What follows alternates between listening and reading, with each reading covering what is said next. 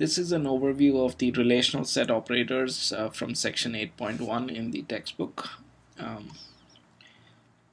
if you remember the discussion on relational algebra operators, you recall that the union relational algebra operator is the same. So the same function is available in SQL as well. Of course, the intersect and the minus were not named as such. We'll see what they were named in the algebra operators.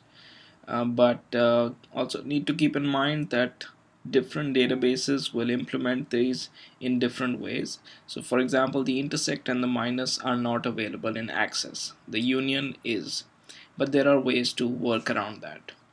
So let's look at the union, which essentially gives you all the rows from the two sets, the specified columns that you want, and all the rows, leaving out duplicates. So the union essentially puts two data sets together with the column names that you specified. So only on those column names it will bring the data sets together. So as an example, we have two sets of customers. So think of them as maybe two separate mailing lists with some customers that are common, and we do a union operation to keep a bigger list and weed out the duplicates. Now, an important thing to keep in mind is that if any one of those columns has anything different in the two sets, it'll show up as two separate rows in your output. So for example, if everything is the same for a particular customer in customer table and customer 2 table except for one digit in their phone, they will show up as two separate records in your final union. So the union is looking for a match on all columns. And remember, the data types need to be compatible. So that's something to be kept in mind. So a union operation shown here. The customer with first name Paul is appearing in both data sets. So in the final union data set, it appears only once. If you want to keep duplicates, you can use the union all command, which will retain duplicates as you see for the same customer Paul. That's a pretty simple command. Now let's look at the intersect and the minus operators. So the intersect, if you means the same as any set operator, which is what are the common rows in two data sets on the columns that you ask it. And again, it must be a match on all column names that you specify. If any one thing is different, it will not come up in your intersect statement. Now the minus operator is the minus function is really the difference operator that we looked at earlier. So you're looking at rows in one table that are not found in the other table. That's your minus, A minus B or B minus A. So remember, the difference is sensitive to order. Intersect is not, union is not. Difference or minus here is sensitive to order. So A minus B is going to be different from B minus A, or could be different. So the minus operator, again, this is the Oracle format. This will not work as is in Access. So, but the output is pretty easy to understand, and you can add additional filters inside your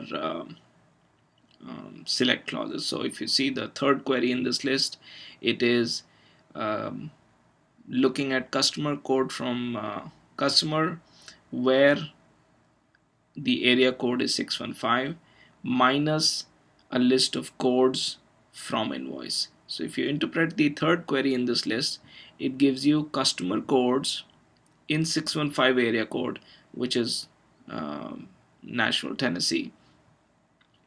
But keep out those codes which are found in the invoice table. So an invoice table shows you customer codes for customers who've ordered something. So this is probably telling you that I have a big customer list and I want to find out all the customers in Nashville, Tennessee who have not ordered from me yet. So that's what you're doing with the third query. And maybe you call them up and say, order from us or something. So that's your union, intersect, and minus operators. The intersect and minus don't work as is in Access. So let's look at the way to write alternatives for intersect and minus in Access, which is a little bit more work than just being able to use those commands. So what is an intersect doing? It is finding common rows on specified columns. So it's looking for an exact match on last name, first name, and initial. Now the only way we know how to do an exact match is to use join conditions, or you can also use the where conditions, but the join effectively you're doing a join on these three attributes. As long as they are exactly the same, you can uh, get the output printed out. The distinct here is optional in case you expect that the same customer gets listed multiple times. But if you don't, you can leave out the distinct. So essentially you need a join not on one column but on all the three columns, because that's the only way it will match up each column.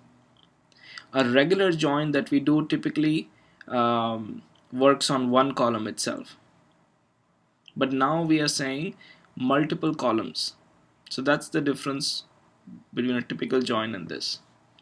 If you look at the minus operator, it seems pretty similar, but you're doing something a little bit different. So you want, so customer, I am using an alias as C, customer 2 alias is C2. So I want everything from C, left join on C2. So what does that give me? It gives me all the customer last name, first names, and initials from table C. It gives me matches from C2, but I only want those that don't have a match in C2. So all I gotta do is, after I do the left join, in the final output I look for the C2, any column from my C2 output which should all be null in my left join, and say if it's null, that means I didn't find the match in C2. So that gives me customers in dataset C who are not there in dataset C2. And keep in mind, my join is specified on all three columns because all three are important for me to look at. And that completes our discussion on the union, minus, and intersect operators and their equivalents in Access. You shouldn't expect to have to use this minus operator and the intersect operator as is written here for this course, but there are other variants we'll see which might be more useful, where we look at one particular column and use the where and the not in operators to do a minus or a difference intersect operation.